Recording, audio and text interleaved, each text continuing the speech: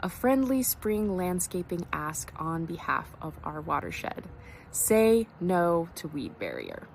Hey there, watershed folks and friends. It's another Monday with Mori, and I know I ranted about this last year, but as we're all getting excited about spring landscaping, I thought it was an important time to return to this topic because weed barrier is pervasive especially in our urban watershed. And I get it, it's very tempting to use weed barrier because we have a lot of weeds.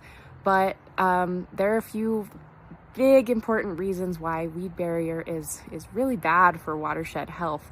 The main thing is that it's hydrophobic, so it's basically not allowing any moisture or very little moisture that's falling to infiltrate into the soil. And as we've talked about so much on this channel, that's really bad.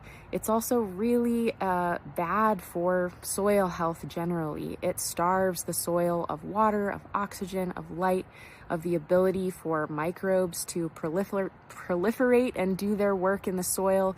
It's bad for plant roots. Over time, it disintegrates into microplastics.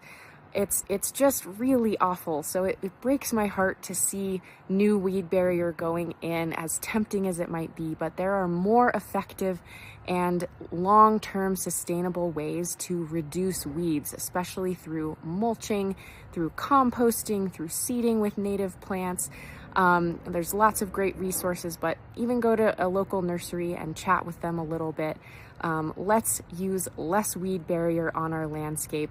And if you have the opportunity to remove some existing weed barrier, please do it. It's so worth it, and your soil will thank you. Thanks as always for watching, and see you around the watershed.